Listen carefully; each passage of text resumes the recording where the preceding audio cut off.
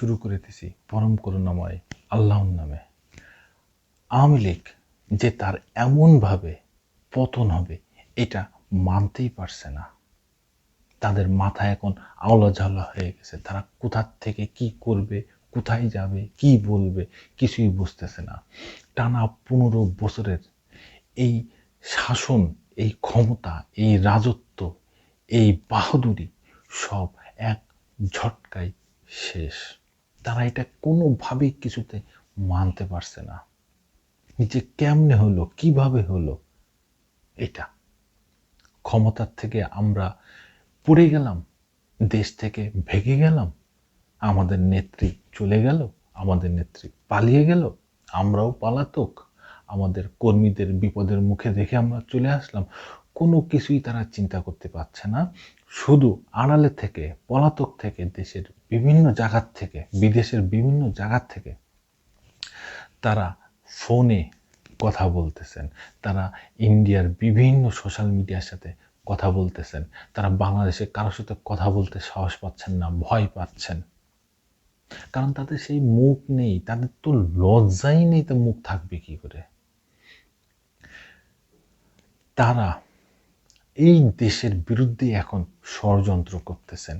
আমরা তার নমুনা বিভিন্ন সোশ্যাল মিডিয়ায় দেখতেছি। তারা আবার ফিরে আসতে চাচ্ছেন এই বাংলাদেশে, তারা আবার নির্বাচন করতে চাচ্ছেন এই বাংলাদেশে, তারা আবার বসতে চাচ্ছেন এই দেশের সরকারের সাথে, এই দেশের মানুষের সাথে। এই দেশের মানুষরা কি তাদের তাড়িয়ে দিয়েছে? না তো বন্ধুরা, তারাই পালিয়ে চলে গেছে। তারা কি এমন জঘন্যতম কাজ করেছে যে তাদের পালিয়ে যেতে হয়? দেখেন, দৈনিক আমার দেশের সম্পাদক মাহমুদুর রহমান তিনি বলছেন হাসিনা এই পর্যন্ত 3 বার পালিয়ে গেছে। 75-এ তিনি দেশে ছিলেন না। 111-এ তিনি সেনাবাহিনী যখন বলল আপনারা 2 নেত্রী দেশের বাইরে চলে যান, আপনাদের নামে কোনো মামলা হবে না, তখন টলপি টপলা সব গোটাই নিয়ে হাসিনা আগেই পালিয়েছিল, কিন্তু খালেদা জিয়া যান নাই। 2024-এর 5 আগস্ট আবার এই হাসিনা আবার টলপি টপলা নিয়ে পালিয়ে চলে গেলেন। 3 বার তিনি পালিয়ে চলে গেছেন। এই মাহমুদুর রহমান সাহেব বলতেছেন কি অত্যাচার নাই মাহমুদুর রহমান সাহেবকে করেছেন। তার এই প্রাণপ্রিয় পত্রিকা সেটাও বন্ধ করে দিয়েছেন।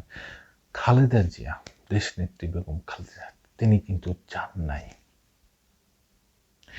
তিনি সাবেক প্রধানমন্ত্রী 3 বারের এই দেশেই তিনি ছিলেন, এই দেশ থেকে কখনো যান নাই তিনি এখন দেখেন মাত্র অল্প কিছু টাকার জন্য শেখ হাসিনার হিংসা কারণে তিনি তাকে 10 বছরের সাজা দিয়েছিলেন, কিন্তু সেই টাকা সেই ব্যাংকেই আছে। এখন সুদে আসলে সেই টাকা 3 গুণ হারে বেড়ে গেছে। এটা বলতেছেন আইন বিচার সংসদ বিষয়ক উপদেষ্টা আসিফ নজরুল স্যার।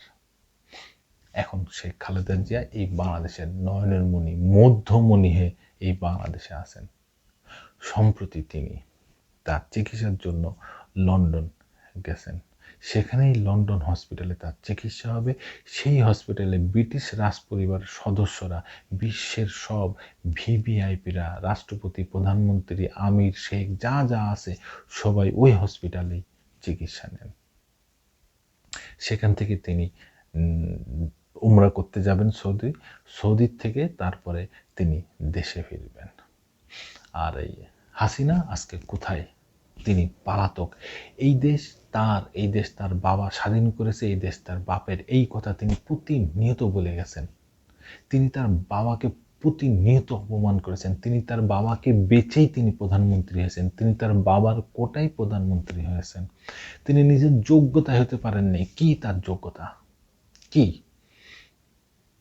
তার যোগ্যতা? কি? আমি 1-2টা উদাহরণ দিয়ে দেখেন তার যোগ্যতা, আপনি একটাও দেখাতে পারবেন না। আমি তো পারবোই না, কারণ আমি তো জানিই না তার যোগ্যতা কি। সে নিজেও বলে নাই যে প্রধানমন্ত্রী হইতে গেলে তার কি কি যোগ্যতা লাগে। কিন্তু খালেদা জিয়া দেখেন, শহীদ রাষ্ট্রপতির স্ত্রী তিনি, একজন মুক্তিযোদ্ধার স্ত্রী তিনি। এরকম অনেক বিশেষণ আছে এই বেগম খালেদা জিয়ার। তিনি আপোষহীন, তিনি ক্ষমতার সাথে কোনো সময় আপোষ করেন নাই, তিনি টাকা পয়সার সাথে আপোষ করেন নাই। এরকম আরও বহুত উদাহরণ এই বেগম খালেদা জিয়ার সাথে দিতে পারবেন, যার কারণে তার যোগ্যতা আছে প্রধানমন্ত্রী হওয়ার। হাসিনার কি যোগ্যতা একটা দেখান আমাকে, তিনি দেশের জন্য কি করেছেন আমাকে একটু দেখান। এই দেশের প্রধানমন্ত্রী হিসাবে তার কি যোগ্যতা ছিল, তিনি তার বাবার কোটায়, শেখ মুজিবুর রহমানের কোটায় তিনি প্রধানমন্ত্রী হয়েছেন। সেই শেখ মুজিবুর রহমানকে তিনি বেচেই এই বাংলাদেশে 15 বছর রাজত্ব করেছেন। কথায় কথায় তিনি বলতেন স্বজন হারানোর বেদনা আমার থেকেও জানে না, কিন্তু তিনি জুলাই আগস্টে যে গণহত্যা চালিয়েছেন তাদের স্বজনরা কি কেউ নেই? তারা কি একা একাই যাদের পরে যে অত্যাচার চালিয়েছেন তাদের স্বজনরাও তো এখন বসতেছে। এই হচ্ছে খালেদা জিয়া আসবেন এই বাংলাদেশের নেতৃত্বর হাল ধরবেন তিনি। সৌদি আরবতে উমরা করে যখন দেশে আসবেন তারপরেই তিনি এই বাংলাদেশের হাল ধরবেন। আর শেখ হাসিনা কোনো খবর নেই, তিনি শুধু ওই ফোনে ফোনেই তার কর্মীদের এই অবজ্ঞা, এই বোকা এই কর্মীগুলোকে আদেশ দেবেন রাস্তায় নামো, আর বিলবোর্ডে লিখতে বলবেন, ডিজিটাল বিলবোর্ডে শেখ হাসিনা আসছে ভয়ঙ্কর রূপে। তারপরে মসজিদের ডিজিটাল সাইনবোর্ডে লিখবে ছাত্রলীগ আসছে ভয়ঙ্কর রূপে, হসপিটাল ডিজিটাল সাইনবোর্ডে লিখবে শেখ হাসিনা আসছে ভয়ঙ্কর রূপে, রেল স্টেশনের সাইনবোর্ডে লিখবে আওয়ামী লীগ আসছে ভয়ঙ্কর রূপে। এইভাবেই তারা জঙ্গি দল, সন্ত্রাসী দল হিসেবেই থেকে যাবে। দর্শক বন্ধুরা, আপনাদের জন্য কোনো মতামত থাকে অবশ্যই আমার কমেন্টসে জানাবেন। আবার আসবো নতুন কোনো কথা নিয়ে, নতুন কোনো ঘটনা নিয়ে। আমি প্রিন্স।